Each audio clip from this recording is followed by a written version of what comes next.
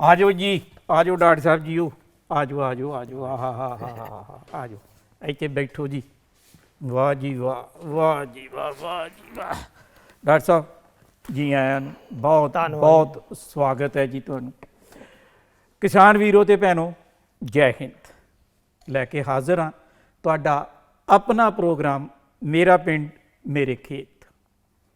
जिवें तुसीं जाणदे ही हो कि असीं ਵੱਖ-ਵੱਖ दिनां 'ਚ ਵੱਖ-ਵੱਖ विषयां ते ਵੱਖ-ਵੱਖ ਮਾਹਰਾਂ ਨਾਲ ਗੱਲਬਾਤ ਕਰਦੇ ही रहने हाँ। इसे संबंध 'ਚ ਸਾਡੇ ਕੋਲ ਅੱਜ ਆਏ ਨੇ डॉक्टर सुरिंदर सिंह। ये मुख खेतीबाड़ी अफसर ने जलंधर च खेतीबाड़ी ते किसान भलाई विभाग पंजाब दे सेवावां जलंधर च निभा रहे हैं। तो पंजाब दीयां ही सेवावां हो जांदियां जी डॉक्टर साहब? बिल्कुल जी, सेवावां ते सेवावां ही हुंदियां जी लोकां दी। एक बारी फिर तुहाडा स्वागत है धन्नवाद जी। डॉक्टर साहब। इस तो पहलां भी असीं गल्लां बातां अपने ਜਿਹੜਾ ਮੁੱਖ ਮੁੱਦਾ ਸਾਡਾ ਉਹਦੇ 'ਤੇ ਕਰੀਏ। ਇੱਕ ਗੱਲ ਮੈਂ ਤੁਹਾਡੇ ਨਾਲ ਕਰਨੀ ਆ ਕਿਉਂਕਿ ਤੁਸੀਂ ਖੇਤੀਬਾੜੀ ਅਫਸਰ ਆ, ਮੁੱਖ ਖੇਤੀਬਾੜੀ ਅਫਸਰ ਆ ਤੇ ਜੁੜੇ ਆ ਖੇਤੀਬਾੜੀ ਨਾਲ, ਪਿੰਡਾਂ 'ਚ ਜਾਂਦੇ ਆ। ਤੁਹਾਨੂੰ ਪਤਾ ਹੀ ਆ ਵੀ ਅੱਜ ਕੱਲ੍ਹ ਲੋਕੀ ਜੈਵਿਕ ਖੇਤੀ ਵੱਲ ਮੋੜਾ ਪਾ ਰਹੇ ਨੇ। ਬਿਲਕੁਲ ਜੀ, ਬਿਲਕੁਲ ਬਹੁਤ ਸਾਰੇ ਕਿਸਾਨ ਹੈ ਨਾ, ਇਹ ਸਮੇਂ ਦੀ ਲੋੜ ਵੀ ਆ। ਬਿਲਕੁਲ ਲੋੜ ਹੀ ਹੈ ਜੀ, ਕਿਉਂਕਿ ਜਿਸ ਤਰ੍ਹਾਂ ਆਪਾਂ ਪਿਛਲੇ ਸਮੇਂ 'ਚ ਬਲੋੜੀਆਂ ਖਾਦਾਂ, ਬਲੋੜੀਆਂ ਦਵਾਈਆਂ ਸਪਰੇਅ ਕਰ ਰਹੇ ਹਾਂ ਜੀ ਜੀ ਜੀ, ਜਿਹਦਾ ਨਤੀਜਾ ਜਿਹੜਾ ਤੁਸੀਂ ਜਾਣਦੇ ਹੋ, ਬਹੁਤ ਸਾਰੀਆਂ ਬਿਮਾਰੀਆਂ ਔਰ ਸਾਡੀਆਂ ਫਸਲਾਂ ਵੀ ਕਈ ਵਾਰੀ ਇੰਟਰਨੈਸ਼ਨਲ ਲੈਵਲ 'ਤੇ ਰਿਜੈਕਟ ਹੋਈਆਂ ਨੇ। ਹਾਂ ਬਿਲਕੁਲ ਬਿਲਕੁਲ ਔਰ ਇਹ ਬੜਾ ਜ਼ਰੂਰੀ ਹੋ ਗਿਆ ਵੀ ਇੱਕ ਤਾਂ ਸਾਨੂੰ ਸੰਤੁਲਿਤ ਖਾਦਾਂ ਦਵਾਈਆਂ ਵਰਤੋਂ ਕਰਨੀ ਚਾਹੀਦੀ ਹੈ, ਔਰ ਦੂਸਰਾ ਸਾਨੂੰ ਬਗੈਰ ਇਹਨਾਂ ਚੀਜ਼ਾਂ ਤੋਂ, ਕਿਉਂਕਿ ਪਿਛਲੇ ਸਮੇਂ ਵੀ ਤੁਸੀਂ ਦੇਖਿਆ ਹੋਣਾ ਵੀ ਆਪਾਂ ਇਹਨਾਂ ਚੀਜ਼ਾਂ ਤੋਂ ਬਗੈਰ ਕਰਦੇ ਸੀ ਖੇਤੀ ਜੀ ਜੀ, ਲੇਕਿਨ ਹੁਣ ਸਮਾਂ ਹੈਗਾ ਵੀ ਸਾਨੂੰ ਬਗੈਰ ਖਾਦਾਂ ਕੀੜੇਮਾਰ ਦਵਾਈਆਂ ਤੋਂ ਇਹ ਜਿਹੜੀਆਂ ਫਸਲਾਂ ਨੇ ਇਹ ਸਾਨੂੰ ਬਚਾਉਣੀਆਂ ਚਾਹੀਦੀਆਂ ਹਨ। ਔਰ ਇਸ ਪਾਸੇ ਸਬਜ਼ੀਆਂ ਪਾਸੇ ਬਹੁਤ ਸਾਰੇ ਕਿਸਾਨ ਵੀਰ ਜਿਹੜੇ ਨੇ ਉਹ ਆ ਰਹੇ ਨੇ, ਔਰ ਕੁਦਰਤੀ ਤੌਰ 'ਤੇ ਇਹ ਅਸੀਂ ਦੇਖਿਆ ਵੀ ਜਿਹੜੇ ਕਿਸਾਨ ਇਹ ਬੀਜਦੇ ਨੇ ਚੀਜ਼ਾਂ ਫਸਲਾਂ, ਔਰ ਉਹਨਾਂ ਦੀ ਮੰਗ ਜਿਹੜੀ ਹੈ ਬਹੁਤ ਦਿਨ ਬ ਦਿਨ ਵੱਧ ਰਹੀ ਆ। ਚੰਗੇ ਪੈਸੇ ਕਮਾ ਰਹੇ ਨੇ। ਦੋ ਗੱਲਾਂ ਹੁੰਦੀਆਂ ਡਾਕਟਰ ਸਾਹਿਬ, ਇੱਕ ਤੇ ਉਦੋਂ ਸਮੇਂ ਦੀ ਲੋੜ ਸੀ। ਬਿਲਕੁਲ ਠੀਕ ਹੈ। ਇੱਕ ਹੁਣ ਸਮੇਂ ਦੀ ਲੋੜ ਆ। ਬਿਲਕੁਲ ਸਮੇਂ ਦੀ ਲੋੜ ਹੈ। ਉਦੋਂ ਲੋੜ ਸੀ ਅਸੀਂ ਝਾੜ ਵਧਾਣੇ ਸੀ, ਸਾਡੇ ਮੁਲਕ ਨੂੰ ਜਿਹੜਾ ਅਨਾਜ ਦੀ ਲੋੜ ਸੀ। ਹੁਣ ਅਸੀਂ ਝਾੜ ਸਾਨੂੰ ਉਹਨਾਂ ਮਿਲਦਾ ਜੇ ਅਸੀਂ ਜੈਵਿਕ ਖੇਤੀ ਵੀ ਕਰਦੇ ਆ, ਗੁਣਵੱਤਾ ਵੀ ਇਹਨਾਂ 'ਚ ਜ਼ਿਆਦਾ ਹੁੰਦਾ। ਦੂਜੀ ਗੱਲ ਇਹ ਆ ਵੀ ਸਿਹਤ। ਬਿਲਕੁਲ ਠੀਕ ਹੈ ਤੁਹਾਡੀ। ਹੁਣ ਉਸ ਟਾਈਮੇ ਵੀ ਸਾਨੂੰ ਇਹ ਕਿਉਂਕਿ ਝਾੜ ਦੀ ਜਾਂ ਅਨਾਜ ਦੀ ਲੋੜ ਸੀ, ਲੇਕਿਨ ਹੁਣ ਮੌਜੂਦਾ ਸਮੇਂ 'ਚ ਵੀ ਕਿਉਂਕਿ ਜਨਸੰਖਿਆ ਦਿਨੋਂ ਦਿਨ ਵੱਧ ਰਹੀ ਹੈ, ਮੌਜੂਦਾ ਸਮੇਂ ਵਿੱਚ ਵੀ ਸਾਨੂੰ ਅਨਾਜ ਦੀ ਲੋੜ ਆ, ਲੇਕਿਨ ਅਸੀਂ ਇਸ ਪਾਸੇ ਧਿਆਨ ਦੇਣਾ ਕਿਉਂਕਿ ਸਾਨੂੰ ਬਗੈਰ ਕਿਸੇ ਖਾਦਾਂ ਬਲੋੜੀਆਂ ਵਰਤੋਂ ਤੋਂ ਇਲਾਵਾ, ਸੰਤੁਲਿਤ ਖਾਦਾਂ ਵਰਤਣ ਦੇ ਇਲਾਵਾ ਨਾਲ ਦੇ ਨਾਲ ਸਾਨੂੰ ਜੈਵਿਕ ਖੇਤੀ ਵੱਲ ਵੀ ਆਉਣਾ ਪਏਗਾ। ਅਸੀਂ ਜਿਨ੍ਹਾਂ ਕੋਲ ਕਿਸਾਨ ਵੀਰਾਂ ਕੋਲ ਜਿਹੜੇ ਕਿਉਂਕਿ ਸੋਰਸ ਜਿਹੜੇ ਨੇ ਸੀਮਿਤ ਨੇ, ਔਰ ਕਿਉਂਕਿ ਜੇ ਆਪਾਂ ਆਮ ਤੌਰ 'ਤੇ ਮਾਰਕੀਟਿੰਗ ਦੀ ਗੱਲ ਕਰੀਏ, ਔਰ ਜਿਹੜੇ ਬੜੇ ਅਵੇਅਰ ਲੋਕ ਨੇ ਔਰ ਇਹ ਹੀ ਮੰਗ ਕਰਦੇ ਨੇ ਕਿ ਸਾਨੂੰ ਜਿਹੜੀ ਜਿਹੜੀ ਬਗੈਰ ਕੀੜੇਮਾਰ ਦਵਾਈਆਂ ਤੋਂ ਜਾਂ ਜਿਹਨੇ ਸਪਰੇਅ ਨਹੀਂ ਕੀਤੀ ਜਾਂ ਖਾਦਾਂ ਤੋਂ ਬਗੈਰ ਸਾਨੂੰ ਉਹ ਜਿਹੜੀ ਚੀਜ਼ ਮਿਲੇ ਜੀ। ਲੋਕੀ ਖਰੀਦਣ ਆਪ ਜਾਂਦੇ ਆ, ਰੇਟ ਵੱਧ ਖਰਚਣ ਨੂੰ ਤਿਆਰ ਨੇ। ਅਸੀਂ ਤੇ ਵੈਸੇ ਹੀ ਇਸ ਗੱਲੋਂ ਮਸ਼ਹੂਰ ਆ ਵੀ ਪੈਸੇ 4 ਵੱਧ ਲੱਗ ਜਾਣ, ਚੀਜ਼ ਚੰਗੀ ਚਾਹੀਦੀ, ਕੁਆਲਿਟੀ ਵਾਲੀ ਚੀਜ਼ ਮਿਲ ਜਾਏ। ਬਿਲਕੁਲ। ਲਓ ਜੀ ਡਾਕਟਰ ਸਾਹਿਬ, ਭਾਅ ਆਏ ਆ ਮੰਡੀਆਂ ਦੇ ਆਪਣੇ ਕੋਲ, ਇਹ ਆਪਣਾ ਦੱਸ ਦਈਏ ਕਿਸਾਨ ਵੀਰਾਂ ਭੈਣਾਂ ਨੂੰ। ਮੰਡੀਆਂ ਦੇ ਭਾਅ ਇਸ ਤਰ੍ਹਾਂ ਆ ਜੀ ਕਿ ਆਲੂ ਜਿਹੜਾ ਆ ਜਲੰਧਰ 380 ਰੁਪਏ ਕੁਇੰਟਲ ਵਿਕਿਆ, ਲੁਧਿਆਣਾ 600 ਰੁਪਈਆ, ਖੰਨਾ 500 ਰੁਪਈਆ, ਜਗਰਾਓਂ 800 ਰੁਪਈਏ ਤੇ ਮਾਨਸਾ 600, ਫਾਜ਼ਿਲਕਾ 800 ਰੁਪਈਏ। ਪਿਆਜ਼ ਅੱਜ ਵਿਕਿਆ ਜੀ ਜਲੰਧਰ 1400 ਰੁਪਏ ਕੁਇੰਟਲ, ਲੁਧਿਆਣਾ 1650 ਰੁਪਈਏ, ਖੰਨਾ, ਜਗਰਾਓਂ ਤੇ ਫਾਜ਼ਿਲਕਾ 2000 ਰੁਪਈਏ ਤੇ ਮਾਨਸਾ 2800 ਰੁਪਈਏ ਕੁਇੰਟਲ। ਟਮਾਟਰ ਅੱਜ ਰਿਹਾ ਜੀ ਜਲੰਧਰ 800 ਰੁਪਏ ਕੁਇੰਟਲ, ਲੁਧਿਆਣਾ 1750 ਰੁਪਈਏ, ਖੰਨਾ 1000 ਰੁਪਈਏ, ਜਗਰਾਓਂ 1600 ਰੁਪਈਏ, ਮਾਨਸਾ 2000 ਰੁਪਈਏ ਤੇ ਫਾਜ਼ਿਲਕਾ 1200 ਰੁਪਏ ਕੁਇੰਟਲ ਟਮਾਟਰ ਵਿਕਿਆ।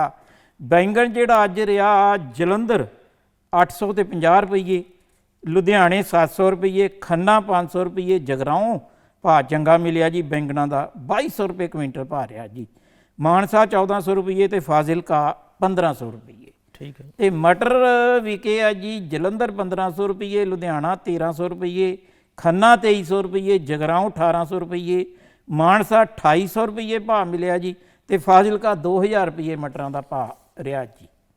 ਇਹ ਤੇ ਮੰਡੀਆਂ ਦੇ ਭਾਅ ਸੀ ਜੀ। ਹੁਣ ਆ ਜਾਈਏ ਅਸੀਂ ਅੱਜ ਦੇ ਮੁੱਖ ਮੁੱਦੇ ਤੇ।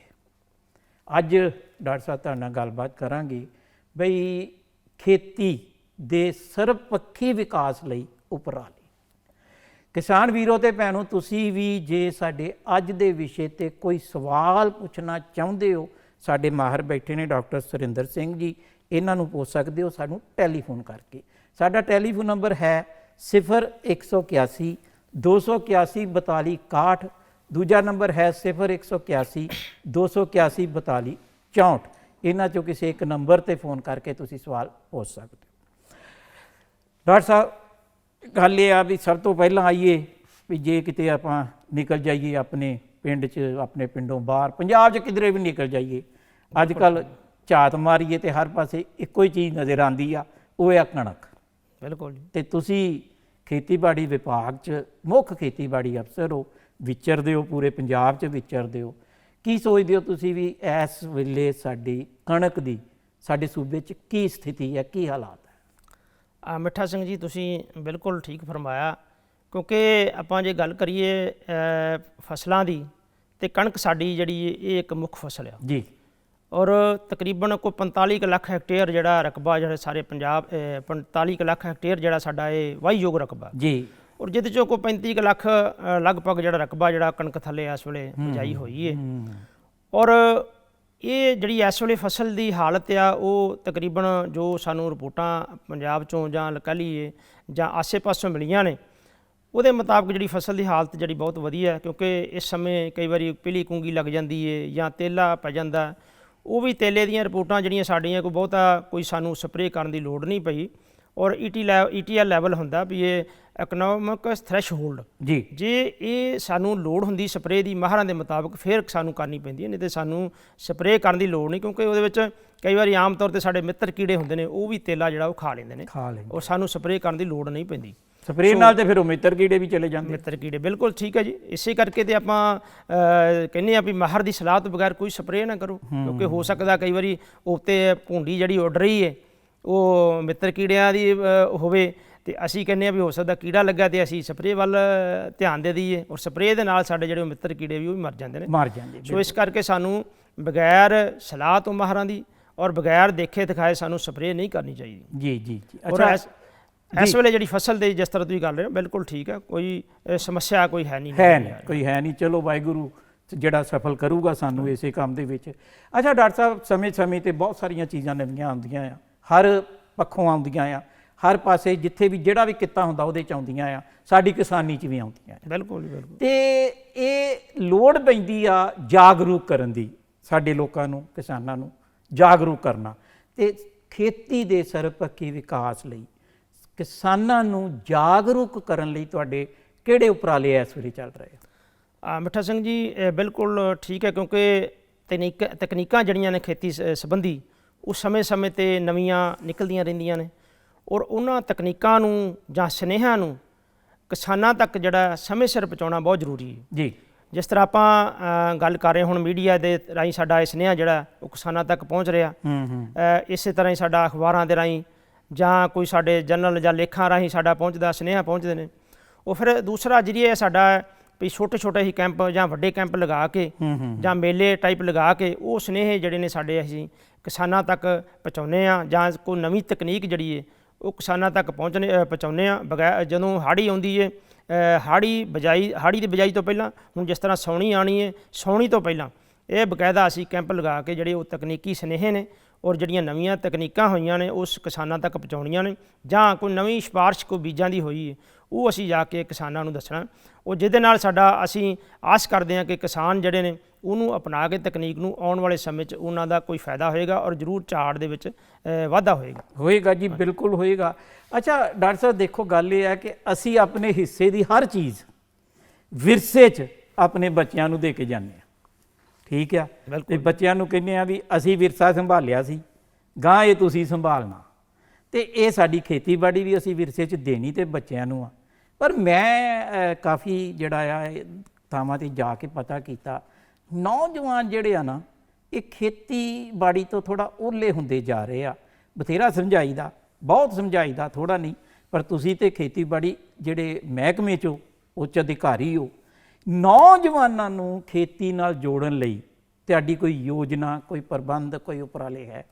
ਬਿਲਕੁਲ ਠੀਕ ਤੁਸੀਂ ਮਿੱਠਾ ਸਿੰਘ ਜੀ ਗੱਲ ਕੀਤੀ, ਕਿਉਂਕਿ ਪਿਛਲੇ ਸਮੇਂ 'ਚ ਆਮ ਤੌਰ 'ਤੇ ਰੁਝਾਨ ਸੀ ਵੀ ਜਿਹੜਾ ਵੀ ਨੌਜਵਾਨ ਕੋਈ 10ਵੀਂ ਪਾਸ ਕਰਦਾ ਜਾਂ +2 ਕਰਦਾ ਉਹਦਾ ਬਾਹਰ ਵੱਲ ਰੁਝਾਨ ਜ਼ਿਆਦਾ ਸੀ ਜੀ ਜੀ। ਲੇਕਿਨ ਹੁਣ ਥੋੜ੍ਹੇ ਸਮੇਂ ਤੋਂ ਆਪਾਂ ਦੇਖ ਰਹੇ ਹਾਂ, ਕਿਉਂਕਿ ਸਾਡਾ ਵੀ ਮੇਨ ਜਿਹੜਾ ਮਕਸਦ ਵਿਭਾਗ ਦਾ ਉਹ ਇਸੇ ਕੰਮ ਹੈ ਵੀ ਆਪਾਂ ਨੌਜਵਾਨਾਂ ਨੂੰ ਖੇਤੀ ਕਿੱਤੇ ਦੇ ਨਾਲ ਕਿਵੇਂ ਜੋੜਨਾ ਔਰ ਉਹਨਾਂ ਨੂੰ ਨਵੀਆਂ ਤਕਨੀਕਾਂ ਦੱਸਣੀਆਂ ਨੇ, ਉਹਨਾਂ ਨੂੰ ਇਹਦੇ ਵਿੱਚ ਕੀ ਉਹਨਾਂ ਦੀਆਂ ਸੰਭਾਵਨਾਵਾਂ ਨੇ ਉਹ ਦੱਸਣੀਆਂ ਨੇ ਕਿ ਅਸੀਂ ਬਾਹਰ ਜਾਣ ਦੀ ਬਜਾਏ ਆਪਾਂ ਆਪਣੇ ਖੇਤੀ ਕਿੱਤੇ ਨਾਲ ਜੁੜ ਕੇ ਵੀ ਉਸ ਤੋਂ ਬਾਹਰ ਦੇ ਨਾਲੋਂ ਜ਼ਿਆਦਾ ਆਪਾਂ ਕਮਾਈ ਕਰ ਸਕਦੇ ਹਾਂ ਔਰ ਇੱਥੇ ਹੀ ਐਸਟੈਬਲਿਸ਼ ਹੋ ਸਕਦੇ ਹਾਂ। ਕਿਉਂਕਿ ਇਹਦੇ ਵਿੱਚ ਬਹੁਤ ਸਾਰੇ ਸਹਾਇਕ ਧੰਦੇ ਵੀ ਹੈਗੇ ਨੇ, ਜਿਸ ਤਰ੍ਹਾਂ ਮੱਛੀ ਪਾਲਣਾ, ਜਿਸ ਤਰ੍ਹਾਂ ਸ਼ਹਿਦ ਦਾ ਪਾਲਣਾ, ਔਰ ਹੋਰ ਆਪਾਂ ਜਿੱਦਾਂ ਐਗਰੋ ਪ੍ਰੋਸੈਸਿੰਗ ਦੇ ਤਾਂ ਹੈਗੇ ਨੇ, ਛੋਟੇ ਛੋਟੇ ਆਪਾਂ ਯੂਨਿਟ ਲਗਾ ਕੇ ਜਿਹੜਾ ਕੋਈ ਵੀ ਆਪਾਂ ਜੇ ਮੰਨ ਲਓ ਫਸਲ ਆ ਉਹਦੀ ਆਪਾਂ ਕੋਈ ਯੂਨਿਟ ਲਗਾ ਕੇ ਆਪਾਂ ਉਹਦੇ ਵਿੱਚ ਮੁਨਾਫਾ ਕਮਾ ਸਕਦੇ ਹਾਂ। ਕੋਈ ਸਰਕਾਰ ਵੱਲੋਂ ਬਹੁਤ ਸਾਰੀਆਂ ਸਬਸਿਡੀਆਂ ਮਿਲ ਜਾਂਦੀਆਂ ਨੇ ਯੂਨਿਟ ਲਗਾਉਣ ਵਾਸਤੇ।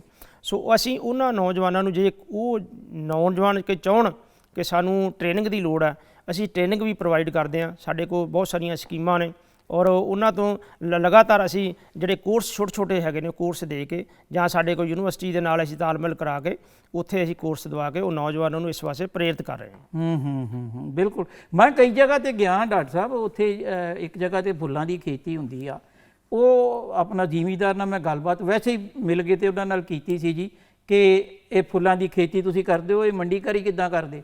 ਆਂਦੇ ਜੀ ਸਾਡੇ ਅਸੀਂ ਪਿੰਡੋਂ ਆਪਣੇ ਨੌਜਵਾਨਾਂ ਨੂੰ ਰਲਾਇਆ ਹੋਇਆ ਨਾਲ। ਬਿਲਕੁਲ ਜੀ, ਇਹ ਖੇਤੀ ਦਾ ਜਿਹੜਾ ਫੁੱਲਾਂ ਦਾ ਜਿਹੜਾ ਇੱਕ ਧੰਦਾ ਬਹੁਤ ਹੀ ਵਧੀਆ ਲਾਹੇਵੰਦ ਧੰਦਾ। ਅੱਛਾ ਡਾਕਟਰ ਸਾਹਿਬ, ਮੈਂ ਵਿੱਚ ਰੋਕ ਰਿਹਾ ਤੁਹਾਨੂੰ, ਗੱਲਬਾਤ ਆਪਾਂ ਜਾਰੀ ਰੱਖਾਂਗੇ। ਇੱਕ ਟੈਲੀਫੋਨ ਆ ਗਿਆ ਸੱਜਣਾ ਦਾ, ਆਪਾਂ ਸੁਣ ਲਈਏ ਜੀ। ਹੈਲੋ,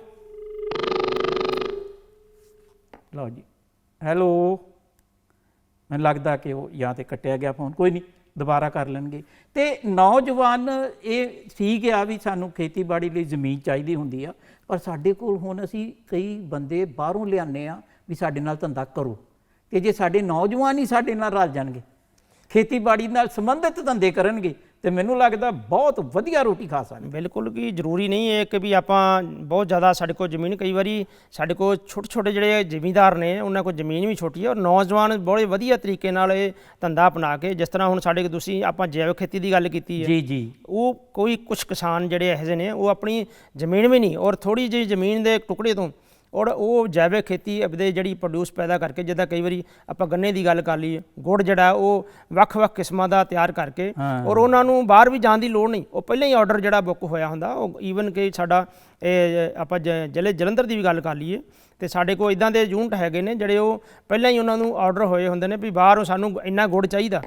ਸੋ ਉਹ ਇਹ ਜਿਹੜੀ ਸਾਨੂੰ ਪ੍ਰੋਸੈਸਿੰਗ ਵੱਲ ਜਿਹੜਾ ਅਸੀਂ ਨੌਜਵਾਨਾਂ ਨੂੰ ਜੋੜ ਰਹੇ ਹਾਂ ਔਰ ਬਕਾਇਦਾ ਅਸੀਂ ਉਹਨਾਂ ਨੂੰ ਕਹਿੰਦੇ ਭਾਈ ਇਹ ਜਿਹੜਾ ਸਾਡੇ ਕੋਲ ਹਰ ਤਰ੍ਹਾਂ ਦੇ ਅਵੇਲੇਬਲ ਹੈਗੇ ਨੇ, ਜਿੱਦਾਂ ਦੀ ਤੁਸੀਂ ਟ੍ਰੇਨਿੰਗ ਦੇਣੀ ਹੈ ਲੈਣੀ ਹੈ ਉਹ ਸਾਡੇ ਕੋਲ ਅਸੀਂ ਤੁਹਾਨੂੰ ਦੇ ਸਕਦੇ ਹਾਂ। ਬਿਲਕੁਲ। ਇਸ ਤੋਂ ਇਲਾਵਾ ਜੇ ਆਪਾਂ ਗੱਲ ਕਰੀਏ ਕੋਈ ਰੁਜ਼ਗਾਰ ਦੀ, ਤੇ ਸਾਡਾ ਵਿਭਾਗ ਵੱਲੋਂ ਵੀ ਜਿਹੜੇ ਆਪਣਾ ਖੇਤੀਬਾੜੀ ਦੇ ਨਾਲ ਜਿਹੜੇ ਜੁੜੇ ਨੇ ਧੰਦੇ, ਖਾਦਾਂ, ਕੀੜੇਮਾਰ ਦਵਾਈਆਂ ਤੇ ਬੀਜਾਂ ਦੇ ਜਿਹੜੇ ਆਪਾਂ ਉਹ ਲਾਇਸੈਂਸ ਲੈ ਕੇ ਨੌਜਵਾਨ ਜਿਹੜੇ ਆਪਣਾ ਕਿੱਤਾ ਅਪਣਾ ਸਕਦੇ ਨੇ, ਉਹ ਖੁਦ ਰੁਜ਼ਗਾਰ ਆਪ ਹੀ ਲੈ ਸਕਦੇ, ਨਾਲ ਦੇ ਨਾਲ ਰੁਜ਼ਗਾਰ ਦਵਾ ਵੀ ਸਕਦੇ ਨੇ। ਬਿਲਕੁਲ ਬਿਲਕੁਲ। ਸੋ ਇੱਕ ਸਾਡਾ ਇਹ ਹੈਗਾ। ਦੂਸਰਾ, ਅਸੀਂ ਜਿਸ ਤਰ੍ਹਾਂ ਮੰਨ ਲਓ ਕੋਈ ਗ੍ਰੈਜੂਏਸ਼ਨ ਜਿਹਨੇ ਐਗਰੀਕਲਚਰ ਦੀ ਕੀਤੀ ਹੈ, ਪਲਾਂਟ ਕਲੀਨਿਕ ਜਿਹੜੇ ਆ ਉਹ ਵੀ ਇਹ ਖੋਲ੍ਹ ਕੇ ਜਿਹਦੇ ਵਿੱਚ ਸਾਰੇ ਜਿਹੜੀਆਂ ਸਹੂਲਤਾਂ ਨੇ ਕਿਸਾਨਾਂ ਨੂੰ ਉਹ ਵੀ ਉਹ ਐਜ ਏ ਐਗਰੀ ਕਲੀਨਿਕ ਉਹ ਦੇ ਸਕਦੇ ਨੇ। ਬਿਲਕੁਲ, ਗੱਲ ਤੁਹਾਡੀ ਸਹੀ ਆ। ਇਹ ਚੀਜ਼ਾਂ ਗੱਲ ਹੁੰਦੀ ਹੈ ਵੀ ਸਿੱਖਣ ਨਾਲ ਆ ਵੀ ਜਾਂਦੀਆਂ ਨਾ, ਇਹੋ ਜਿਹੀ ਕੋਈ ਗੱਲ ਨਹੀਂ ਹੈਗੀ ਵੀ। ਬਿਲਕੁਲ, ਇੱਕ ਅੰਦਰੋਂ ਜਜ਼ਬਾਤ ਉੱਠਣੇ ਚਾਹੀਦੇ ਵੀ ਮੈਂ ਇਹ ਕੰਮ ਇੱਥੇ ਕਰਨਾ ਆ, ਔਰ ਨੌਜਵਾਨਾਂ ਨੂੰ ਜੋੜਨਾ ਚਾਹੀਦਾ ਆ ਖੇਤੀ ਨਾਲ। ਅਸੀਂ ਵੀ ਜੋੜ ਸਕਦੇ ਹਾਂ, ਤੁਸੀਂ ਤੇ ਜੋੜਦੇ ਹੀ ਆ। ਸਾਡੀ ਸਭ ਤੋਂ ਪ੍ਰਾਇਰਟੀ ਹੁਣ ਇਹੀ ਹੈ ਜੀ ਵੀ ਆਪਾਂ ਨੌਜਵਾਨ ਕਿਸਾਨਾਂ ਨੂੰ ਆਪਾਂ ਨਾਲ ਲਾਉਣਾ ਔਰ ਨੌਜਵਾਨ ਕਿਸਾਨ ਜਿਹੜੇ ਨੇ ਕਈ ਵਾਰੀ ਤੁਹਾਡੇ ਨਾਲ ਜੁੜਦੇ ਨੇ ਔਰ ਲਗਾਤਾਰ ਜੁੜੇ ਰਹਿੰਦੇ ਨੇ। ਵਿਕਾਸ ਦਾ ਆਧਾਰ ਹੁੰਦਾ ਜੀ ਨੌਜਵਾਨੀ ਸਾਡੀ। ਬਿਲਕੁਲ ਜੀ, ਇਹ ਸਾਡੀ ਜਿੰਨਾ ਅਸੀਂ ਵਿਕਾਸ ਕਰਨਾ ਉਹਨਾਂ ਦੇ ਸਿਰ ਤੇ ਟਿਕਿਆ ਹੋਇਆ ਹੈ। ਬਿਲਕੁਲ ਸਿਰ ਤੇ ਟਿਕਿਆ। ਔਰ ਜਿੰਨੇ ਨੌਜਵਾਨ ਛੇਤੀ ਸਮਝਦੇ ਨੇ, ਕੰਮ ਕਰਦੇ ਨੇ, ਅਡਾਪਟ ਟੈਕਨੋਲੋਜੀ ਕਰਦੇ ਨੇ, ਉਹਨਾਂ ਜਿਹੜੇ ਦੂਸਰੇ ਉਮਰ ਦੇ ਹਿਸਾਬ ਨਾਲ ਉਹ ਘੱਟ ਅਡਾਪਟ ਕਰਦੇ ਨੇ। ਔਰ ਸਾਡੇ ਅਸੀਂ ਦੇਖਿਆ ਕਈ ਵਾਰੀ ਹੁਣ ਜਿੱਦਾਂ ਪਿੱਛੇ ਨਵੀਂ ਮਸ਼ੀਨਰੀ ਵੀ ਸਾਡੇ ਕੋਲ ਆਈ ਹੈ, ਜਾਂ ਉਹਨਾਂ ਨੇ ਸਾਡੇ ਕੋਲ ਸੈਲਫ ਹੈਲਪ ਗਰੁੱਪ ਨੇ, ਜਾਂ ਉਹਨਾਂ ਨੇ ਆਪਾਂ ਗਰੁੱਪ ਛੋਟੇ ਛੋਟੇ ਬਣਾ ਕੇ ਮਸ਼ੀਨਰੀ ਲੈ ਕੇ ਔਰ ਆਪਣਾ ਜਿਹੜਾ ਧੰਦਾ ਅਪਣਾਇਆ ਔਰ ਆਪਣੇ ਸੈਲਫ ਹੈਲਪ ਗਰੁੱਪਾਂ ਦੇ ਥਰੂ ਕਰ ਰਹੇ ਨੇ, ਕੰਮ ਕਰ ਰਹੇ ਨੇ। ਬੜੀ ਆਪ ਹੀ ਆਪਣੀ ਖੇਤੀ ਕਰ ਰਹੇ ਨੇ ਤੇ ਨਾਲ ਦੀ ਨਾਲ ਦੂਜੇ ਕਿਸਾਨਾਂ ਦੀ ਵੀ ਉਹ ਆਪਣੀ ਖੇਤੀ ਕਰਕੇ ਆਪਣਾ ਮੁਨਾਫਾ ਵਧੀਆ ਢੰਗ ਨਾਲ ਜਿਹੜੀ ਉਹ ਕਰ ਰਿਹਾ। ਅੱਛਾ ਆਪਣਾ ਡਾਕਟਰ ਸਾਹਿਬ ਇੱਕ ਗੱਲ ਹੋ ਰਿਹਾ, ਆਪਣਾ ਮੁਲਕ ਬਹੁਤ ਅਮੀਰ ਆ, ਖਾਸ ਕਰਕੇ ਜਿਹੜੇ ਕੁਦਰਤੀ ਵਸੀਲੇ ਆ ਸਾਡੇ ਕੋਲ, ਹੈ ਨਾ। ਬਿਲਕੁਲ ਬਸ ਸੁਚੱਜੀ ਵਰਤੋਂ ਕਰਨ ਦੀ ਲੋੜ ਹੁੰਦੀ ਆ। ਜੇ ਅਸੀਂ ਸੁਚੱਜੀ ਵਰਤੋਂ ਕਰਦੇ ਹਾਂ ਤੇ ਸਾਡੇ ਕੋਲ ਇੰਨੇ ਕੁ ਕੁਦਰਤੀ ਵਸੀਲੇ ਆ ਕਿ ਅਸੀਂ ਆਪਣੇ ਇਸ ਖੇਤੀਬਾੜੀ ਦੇ ਧੰਦੇ ਨੂੰ ਬਹੁਤ ਜ਼ਿਆਦਾ ਉੱਪਰ ਲਿਜਾ ਸਕਦੇ ਹਾਂ।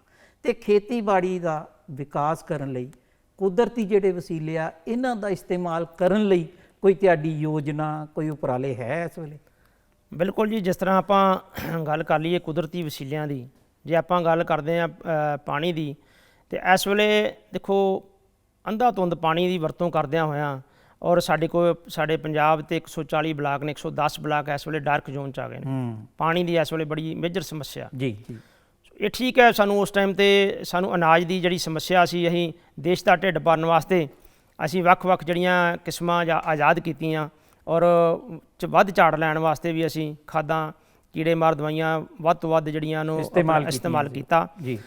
ਔਰ ਇਸ ਸਮੇਂ ਸਾਨੂੰ ਬੜੀ ਜ਼ਰੂਰਤ ਆ ਵੀ ਇਹਨਾਂ ਚੀਜ਼ਾਂ ਨੂੰ ਘਟਾਉਂਦੇ ਹੋਏ ਸਾਨੂੰ ਮੁਨਾਫਾ ਜਿਹੜਾ ਉਹ ਆਪਾਂ ਕਿਵੇਂ ਬਰਕਰਾਰ ਰੱਖ ਸਕਦੇ ਹਾਂ। ਔਰ ਅਸੀਂ ਬਕਾਇਦਾ ਜਿਹੜਾ ਜੇ ਮੰਨ ਲਓ ਕੁਦਰਤੀ ਵਸੀਲੇ ਜੇ ਇਹਦੇ ਵਿੱਚ ਜਿਹੜੀ ਆਪਾਂ ਕਿਵੇਂ ਬਚਾਉਣਾ, ਉਹਦੀਆਂ ਤਕਨੀਕਾਂ ਜਿਹੜੀਆਂ ਸਮੇਂ-ਸਮੇਂ 'ਤੇ ਵਿਭਾਗ ਵੱਲੋਂ ਜਿਹੜੀਆਂ ਉਹ ਅਸੀਂ ਕਿਸਾਨਾਂ ਤੱਕ ਪਹੁੰਚਾ ਰਹੇ ਹਾਂ। ਜੇ ਮੰਨ ਲਓ ਕੁਦਰਤੀ ਆਪਾਂ ਗੱਲ ਕਰ ਲਈਏ ਝੋਨੇ ਦੀ, ਪਾਣੀ ਕਿੰਨਾ ਲਗਾਉਂਦੇ ਆਪਾਂ? ਬਿਲਕੁਲ। ਔਰ ਪਾਣੀ ਇਹ ਇਹੋ ਜਿਹੀ ਆਈ ਹੈ ਜਿੱਦਾਂ ਮੰਨ ਲਓ ਪਾਣੀ ਨੂੰ ਘੱਟ ਤੋਂ ਘੱਟ ਬਚਤ ਵਾਸਤੇ ਸਾਡੇ ਕੋਲ ਸਿੱਧੀ ਬਿਜਾਈ ਵਾਸਤੇ ਇੱਕ ਤਕਨੀਕ ਹੈ ਵੀ ਬਗੈਰ ਅਸੀਂ ਕੀਤਾ ਜਾਂ ਕੱਦੂ ਉਹ ਸਿੱਧੀ ਬਿਜਾਈ ਝੋਨੇ ਦੀ ਕਰਕੇ ਬਕਾਇਦਾ ਉਨਾ ਹੀ ਝਾੜ ਲੈ ਸਕਦੇ ਹਾਂ। ਸੋ ਇਸੇ ਤਰ੍ਹਾਂ ਵੱਟਾਂ 'ਤੇ ਬਿਜਾਈ ਜਿਹੜੀ ਹੈ ਝੋਨੇ ਦੀ ਆਪਾਂ ਕਰ ਸਕਦੇ ਹਾਂ। ਸੋ ਇਹ ਜਿਹੜੀਆਂ ਤਕਨੀਕਾਂ ਕਿਸਾਨਾਂ ਨੂੰ ਅਸੀਂ ਇਹ ਪ੍ਰਚਲਿਤ ਕਰ ਰਹੇ ਹਾਂ। ਕਿਸਾਨਾਂ ਨੇ ਪਿੱਛੇ, ਕਿਉਂਕਿ ਜਿਸ ਤਰ੍ਹਾਂ ਆਪਾਂ ਲੇਬਰ ਦੀ ਸ਼ਾਰਟੇਜ ਸੀ ਕੋਵਿਡ ਵਿੱਚ, ਔਰ ਕਾਫੀ ਹੱਦ ਤੱਕ ਜਿਹੜਾ ਉਹ ਸਾਡੇ ਸਿੱਧੀ ਬਿਜਾਈ ਦੇ ਕੰਸੈਪਟ ਵੱਲ ਆਇਆ ਔਰ ਬਹੁਤ ਸਾਰੇ ਕਿਸਾਨਾਂ ਨੇ ਇਹਨੂੰ ਸਲਾਹਿਆ ਵੀ ਔਰ ਕਾਮਯਾਬੀ ਵੀ ਹਾਸਲ ਕੀਤੀ। ਲੋੜ ਕਾਰਡ ਦੀ ਮਾਂ ਆ ਇੱਥੇ ਸਾਬਤ ਹੁੰਦਾ। ਸੋ ਇਸ ਕਰਕੇ ਇੱਕ ਤਾਂ ਸਾਡੀ ਪਾਣੀ ਦੀ ਬਚਤ ਹੋਈ ਜੀ, ਖਰਚੇ ਦੀ ਬਚਤ ਹੋਈ ਜੀ, ਸਮੇਂ ਦੀ ਬਚਤ ਹੋਈ। ਸੋ ਇਹ ਜਿਹੜੀਆਂ ਸੰਭਾਵਨਾਵਾਂ ਇਸੇ ਤਰੀਕੇ ਨਾਲ ਹੀ ਕਿਸਾਨਾਂ ਤੱਕ ਪਹੁੰਚਾ ਕੇ ਔਰ ਉਹਨਾਂ ਦਾ ਝਾੜ ਵੀ ਬਰਕਰਾਰ ਰੱਖ ਰਹੇ ਹਾਂ ਔਰ ਜਿਹੜੇ ਸਨੇਹ ਨੇ ਖੇਤੀ ਉਹ ਨੌਜਵਾਨਾਂ ਵੀ ਔਰ ਕਿਸਾਨਾਂ ਤੱਕ ਵੀ ਪਹੁੰਚਾ ਰਹੇ ਹਾਂ। ਜੀ ਜੀ ਜੀ। ਸੋ ਇਹ ਜਿਹੜੇ ਸਾਡਾ ਮੇਨ ਵਿਭਾਗ ਦਾ ਇਹੀ ਮਤਲਬ ਸਾਡਾ ਮੋਟਿਵ ਆ ਵੀ ਅਸੀਂ ਕਿਸਾਨਾਂ ਦੇ ਖੇਤੀ ਖਰਚੇ ਘਟਾਉਂਦੇ ਹੋਏ ਕਿਵੇਂ ਉਹਨਾਂ ਦਾ ਜਿਹੜਾ ਪ੍ਰੋਫਿਟ ਆ, ਆਮਦਨੀ ਦੁਗਣੀ ਤਿਗਣੀ ਕਰ ਸਕਦੇ, ਕਿਵੇਂ ਬਰਕਰਾਰ ਰੱਖ ਸਕਦੇ। ਬਿਲਕੁਲ ਗੱਲ ਤੁਹਾਡੀ ਸਹੀ ਆ।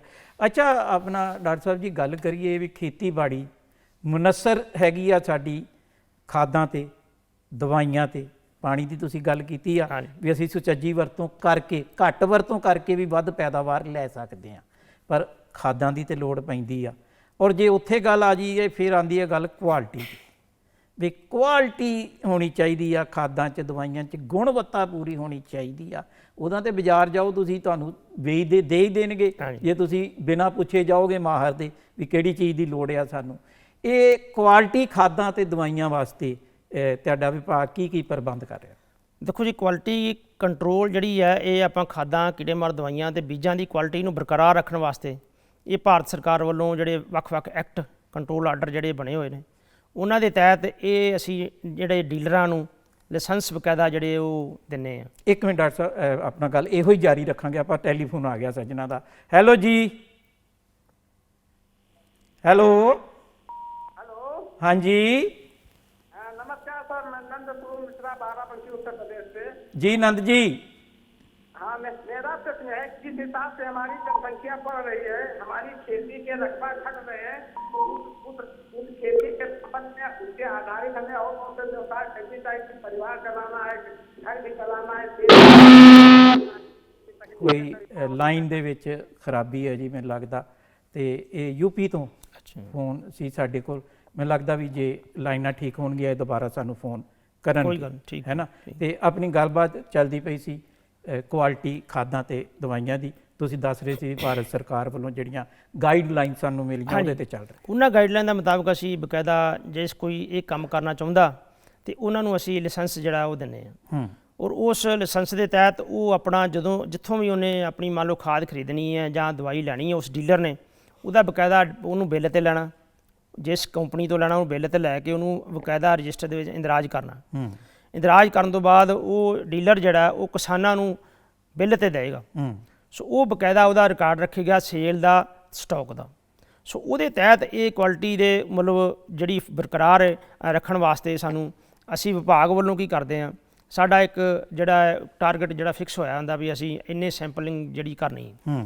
ਇਸ ਤੋਂ ਇਲਾਵਾ ਵੀ ਜੇ ਕੋਈ ਕਿਸਾਨ ਸਾਨੂੰ ਕਹਿੰਦਾ ਵੀ ਭਾਈ ਮੈਨੂੰ ਇਸ ਜਿਹੜੀ ਹੈ ਪਾਰਟੀਕੂਲਰ ਖਾਦ ਜਾਂ ਦਵਾਈ ਤੇ ਮੈਨੂੰ ਸ਼ਿਕਾਇਤ ਲੱਗਦੀ ਵੀ ਇਹਦੀ ਕੁਆਲਿਟੀ ਠੀਕ ਨਹੀਂ ਹੈਗੀ, ਤਾਂ ਅਸੀਂ ਉੱਥੇ ਵੀ ਜਾ ਕੇ ਉਹਦੀ ਸੈਂਪਲਿੰਗ ਕਰਕੇ ਬਕਾਇਦਾ ਅਸੀਂ ਲੈਬੋਰਟਰੀ ਨੂੰ ਭੇਜਦੇ ਹਾਂ।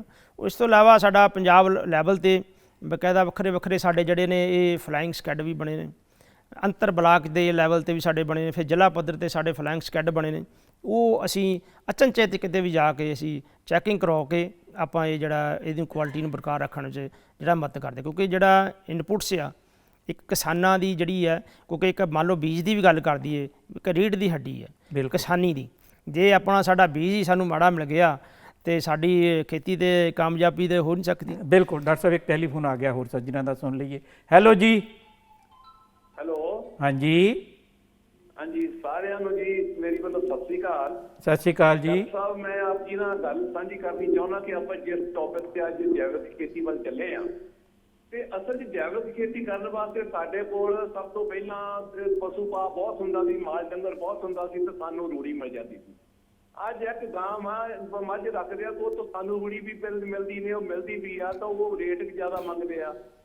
ਆਪਾਂ ਫਸਲ ਵਿੱਚ ਇੱਕ ਸੁੱਕੀ ਤੂੜੀ ਨੂੰ ਐ ਮਲਚਰ ਕਰਕੇ ਆਪਣਾ ਕੰਮ ਚਲਾ ਲੈਂਦੇ, ਉਹ ਇੱਕ ਸਿਰ ਮਨ ਨੂੰ ਧਰਾਸ ਦੇਣ ਵਾਲੀ ਗੱਲ ਹੈ। ਜਿੱਦਾਂ ਮਰੀਜ਼ ਤਾਂ ਜੇ ਮੰਜੇ ਤੇ ਪਿਆ, ਡਾਕਟਰ ਸਾਹਿਬ ਉਹਨਾਂ ਨੂੰ ਬੇਨਤੀ ਹੈ ਕਿ ਇਸ ਤਰ੍ਹਾਂ ਦੇ ਖਾਦ ਹੀ ਸਾਨੂੰ ਕਿਸਾਨਾਂ ਨੂੰ ਕਰਕੇ ਦੇਣ ਕਿ ਜਿਹੜੀ ਅਸੀਂ ਖਾਦ ਹੀ ਅਸੀਂ ਪਾਈਏ ਖੇਤੀ ਹਰੀ ਖਾਦ। ਹਾਂਜੀ, ਮਿਹਰਬਾਨੀ। ਹਾਂ ਬਿਲਕੁਲ, ਕਿਸਾਨ ਵੀ ਨੇ ਬਿਲਕੁਲ ਠੀਕ ਫਰਮਾਇਆ, ਕਿਉਂਕਿ ਜਦੋਂ ਆਪਾਂ ਜੈਵਿਕ ਖੇਤੀ ਕਰਦੇ ਹਾਂ ਸਾਨੂੰ ਉੱਥੇ ਖਾਦ ਦੀ ਜ਼ਰੂਰਤ ਪੈਂਦੀ ਹੈ। ਇਹ ਠੀਕ ਹੈ, ਕਿਉਂਕਿ ਜਦੋਂ ਆਪਾਂ ਜੈਵਿਕ ਖੇਤੀ ਸ਼ੁਰੂਆਤ ਕਰਦੇ ਹਾਂ ਤੇ ਬਹੁਤ ਛੋਟੇ ਪੱਧਰ ਤੇ ਕਰਦੇ ਹਾਂ, ਔਰ ਇਹਦੇ ਵਾਸਤੇ ਸਾਨੂੰ ਖਾਦ ਦੀ ਜਦੋਂ ਬਹੁਤ ਥੋੜ੍ਹੇ ਲੋੜ ਪੈਂਦੀ ਹੈ। ਜਦੋਂ ਆਪਾਂ ਹੌਲੀ ਹੌਲੀ ਆਪਾਂ ਜ਼ਿਆਦਾ ਆਪਣਾ ਰਕਬਾ ਵਧਾਵਾਂਗੇ ਤੇ ਕੁਦਰਤੀ ਤੌਰ 'ਤੇ, ਕਿਉਂਕਿ ਹੁਣ ਤਾਂ ਬਹੁਤ ਸਾਰੀਆਂ ਜਿਹੜੀਆਂ ਕੰਪਨੀਆਂ ਨੇ ਉਹ ਇਹ ਜਿਹੜੀ ਇਸ ਤਰ੍ਹਾਂ ਦੇ ਕੰਪੋਸਟ ਵਗੈਰਾ ਜਿਹੜੀਆਂ ਤਿਆਰ ਕਰ ਰਹੀਆਂ ਨੇ, ਉੱਥੋਂ ਉਹ ਆਪਾਂ ਖਾਦ ਲੈ ਕੇ ਵੀ ਵਰਤ ਸਕਦੇ ਹਾਂ। ਅਗਰ ਜੇ ਅਸੀਂ ਚਾਹੁੰਦੇ ਹਾਂ ਵੀ ਅਸੀਂ ਆਪਣੀ ਪਿੰਡ ਤੋਂ ਜਾਂ ਕਿਸੇ ਹੋਰ, ਕਿਉਂਕਿ ਬਹੁਤ ਸਾਰੇ ਸਾਨੂੰ ਆਪਾਂ ਛੋਟੇ ਪੱਧਰ 'ਤੇ ਜਦੋਂ ਖੇਤੀ ਕਰਦੇ ਹਾਂ ਸਾਨੂੰ ਅਜੇ ਤੱਕ ਸਾਨੂੰ ਬਾਹਰੋਂ ਕੋਈ ਇਹ ਖਰੀਦਣ ਦੀ ਲੋੜ ਨਹੀਂ ਪੈਂਦੀ, ਅਸੀਂ ਉਹ ਰੂੜੀ ਜਿਹੜੀ ਹੈ ਪਿੰਡ 'ਚੋਂ ਲੈ ਕੇ ਹੀ ਪਾ ਸਕਦੇ ਹਾਂ। ਔਰ ਅੱਜ ਤੱਕ ਜਦੋਂ ਸਾਨੂੰ ਜ਼ਿਆਦਾ ਸਾਡਾ ਰਕਬਾ ਵਧੇਗਾ ਉਦੋਂ ਸਾਨੂੰ ਸਮੱਸਿਆ ਜ਼ਰੂਰ ਆਏਗੀ ਵੀ ਆਪਾਂ ਕਿਵੇਂ, ਲੇਕਿਨ ਸਮੱਸਿਆ ਜਦੋਂ ਜੈਵਿਕ ਖੇਤੀ ਅਸੀਂ ਧਾਰ ਲਿਆ ਵੀ ਆਪਾਂ ਸ਼ੁਰੂ ਕਰਨੀ ਹੈ ਤੇ ਇਸ ਪਾਸੇ ਆਪਾਂ ਕਾਮਯਾਬ ਹੋਣਾ, ਔਰ ਮੈਂ ਜਿਹੜੀ ਇਸ ਮਤਲਬ ਹਰ ਪਾਸਿਓਂ ਇਹ ਮੁਨਾਫਾ ਕਮਾਉਣਾ ਇਸ ਤਰੀਕੇ ਨਾਲ, ਇਹ ਵਾਕਈ ਫਿਰ ਉਹ ਕੋਈ ਨਾ ਕੋਈ ਉਹਦਾ ਬਦਲ ਕੋਈ ਹੱਲ ਤੇ ਮਿਲ ਜਾਏਗਾ। ਸੋ ਇਹ ਅਜੇ ਤੱਕ ਕੰਪਨੀਆਂ ਵੀ ਬਣਾਉਣ ਲੱਗ ਪਈਆਂ ਨੇ ਕੰਪੋਸਟ, ਤੇ ਕੋਈ ਇਹੋ ਜਿਹੀ ਸਮੱਸਿਆ ਆਉਣ ਵਾਲੀ ਨਹੀਂ। ਪਰ ਫਿਰ ਹਾਲ ਜਦੋਂ ਕਿਉਂਕਿ ਛੋਟੇ ਪੱਧਰ ਤੇ ਆ, ਕਿਉਂਕਿ 3 ਸਾਲ ਤੇ ਵੈਸੇ ਹੀ ਲੱਗ ਜਾਂਦਾ, ਵੈਸੇ ਲੱਗ ਜਾਂਦਾ। ਹਾਂਜੀ, ਜਦੋਂ ਕੰਪੋਸਟ 3 ਸਾਲ ਤੋਂ ਬਾਅਦ ਫਿਰ ਸਾਡੀ ਜਿਹੜੀ ਹੈ ਉਹ ਪ੍ਰੋਡਿਊਸ ਜਿਹੜੀ ਹੈ ਪੈਦਾਵਾਰ ਜਿਹੜੀ ਸਾਡੀ ਟਿਕਾ ਹੁੰਦੀ ਹੈ।